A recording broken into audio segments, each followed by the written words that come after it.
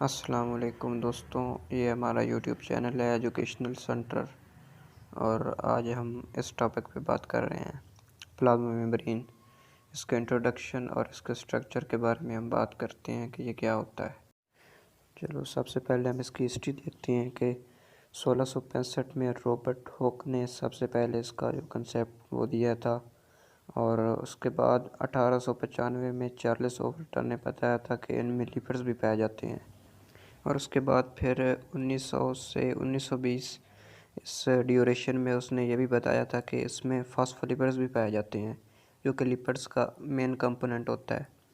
और उसके बाद 1925 में ये गोटर और रेंडल ने इनको बताया था कि इनके अंदर फॉस्फोलिपिड बाइलेयर भी मौजूद होती है।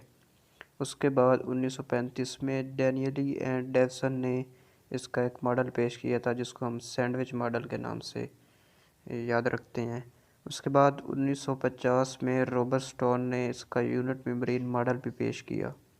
और उसके बाद 1972 में सिंगर और निकलसन ने इसका फ्लोट मोज़ेक मॉडल पेश किया था, जो मॉडर्न मॉडल माना जाता है। और हम इसके बाद इसके स्ट्रक्चर के बारे में जानते हैं हिस्ट्री के बाद।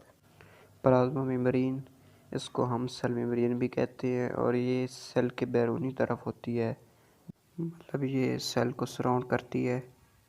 और जो सेल का इंटीरियर होता है उसको आउटसाइड से सेपरेट करती है। इसकी जो थिकनेस होती है वो 5 से 10 नैनोमीटर तक होती है। और ये सेलेक्टिवली परमेबल मेम्ब्रेन के तौर पर भी काम करती है।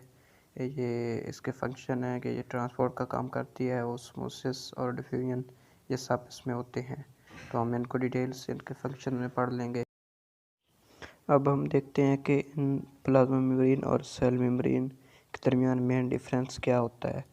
जो प्लाज्मा मेम्ब्रेन होती है वो एक इंडिविजुअल ऑर्गेनेलीज और कंटेंट्स ऑफ सेल्स को सराउंड करती है, जबकि जो सेल मेम्ब्रेन होती है वो होल सेल को सराउंड करती है। तो ये इनमें फ़र्क है। अब हम इसकी केमिकल कंपोजिशन देख सकते हैं।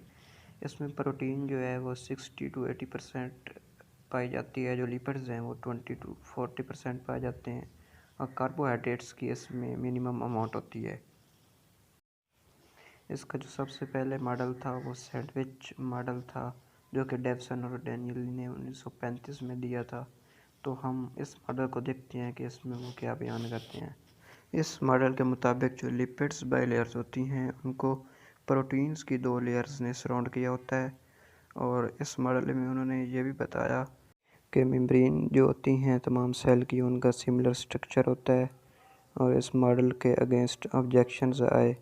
पहला ऑब्जेक्शन ये था कि उन्होंने बताया था कि इनका सिमिलर स्ट्रक्चर होता है, लेकिन जब इलेक्ट्रॉन माइक्रोस्कोप में देखा गया तो इनका स्ट्रक्चर सिमिलर नहीं था। और दूसरा ऑब्जेक्शन ये था कि उन्होंने प्लेसमेंट ऑफ प्रोटीन जो बताई थी वो नहीं थी।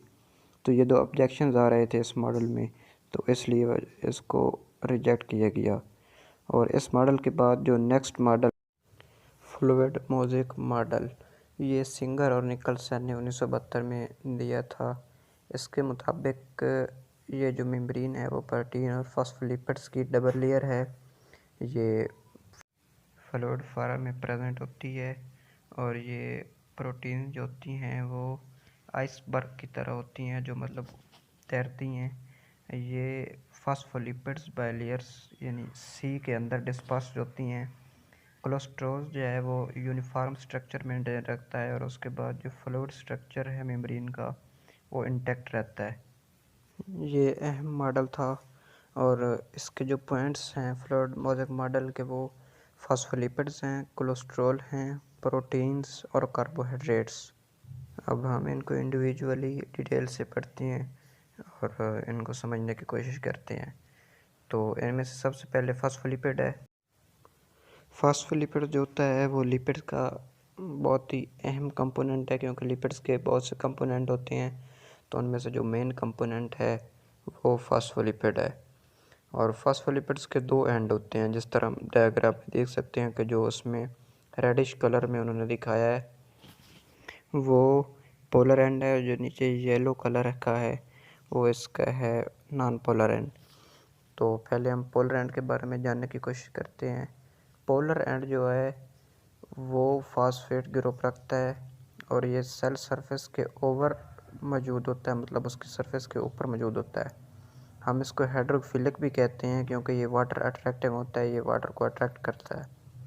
और हम इसको हेड भी कहते हैं क्योंकि ये ऊपर की तरफ है और इसका जो निचला हिस्सा है वो नॉन पोलर होता है, हम उसको टेल कहते हैं।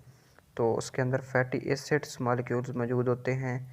ये बाइलेयर की मिडल में एक दूसरे को फेस करते हैं और इन फॉस्फोलिपिड्स की जो टेल होती हैं वो एक दूसरे को अट्रैक्ट करती हैं, लेकिन ये पानी की वजह से रिपेल हो जाता है।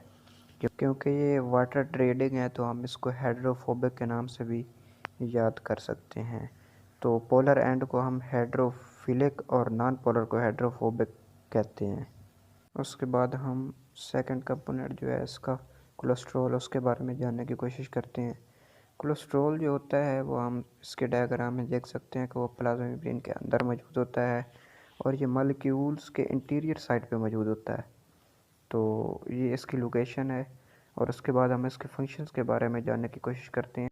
ये मेम्ब्रेन को लेस परमिएबल बनाते हैं वाटर सोलुबल सब्सटेंस के लिए, और ये मेम्ब्रेन के जो स्ट्रक्चर है उसको रिजिड बनाते हैं, सख्त स्ट्रक्चर बन जाता है और ये मेम्ब्रेन को स्टेबलाइज करते हैं।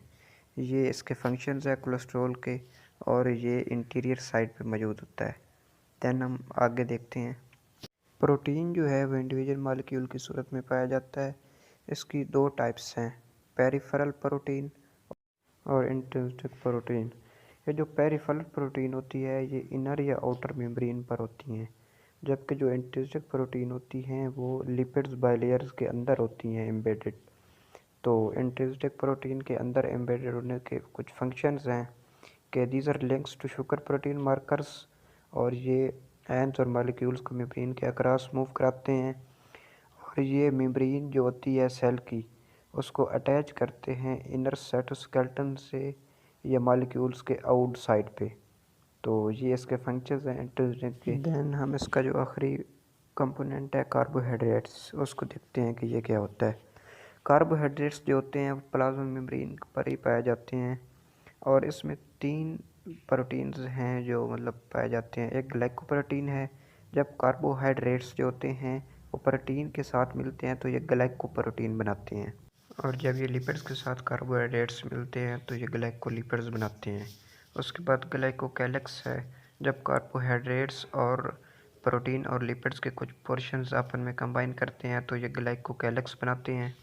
ग्लाइकोकैलिक्स जो है वो शुगर मॉलिक्यूल्स है जो कि फिंगरप्रिंट के तौर पर काम करता है, और ये रिकॉग्नाइजेशन ऑफ सेल जो है उसके लिए काम करता है कि सेल की पहचान करवाता है, और उसके बाद ये कोऑर्डिनेटिंग सेल बिहेवियर में की कंपोनेंट के तौर पर काम करता है। और देन हम प्लाज्मा मेम्ब्रेन को उसके स्ट्रक्चर से समझने की कोशिश करते हैं। तो उसमें सबसे पहले हमने बताया था कि इसके अंदर फास्फोलिपिड्स होते हैं। ये जो येलो कलर के गोल हैं ये उसका पोलर एंड है, और इसके दरमियान जो टेल्स हैं वो आपस में जो एक दूसरे को अट्रैक्ट कर रही हैं वो टेल्स हैं। ये एक दूसरे को अट्रैक्ट करती हैं लेकिन पानी की वजह से ये रिपेल रहती हैं। और इसके बाद कोलेस्ट्रॉल देखते हैं। कोलेस्ट्रॉल ये ग्रीन तरह का जो उन्होंने बनाया है ये इंटीरियर साइड पे होता है।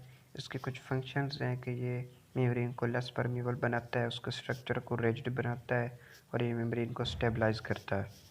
देन हम प्रोटीन्स की तरफ चलते हैं। प्रोटीन्स दो तरह की होती हैं, एक पेरिफेरल जो ऊपर की तरफ हैं ब्लू कलर में, वो पेरिफेरल है क्योंकि ये वो या तो इंटीरियर साइड पे होती हैं या आउट साइड पे होती हैं।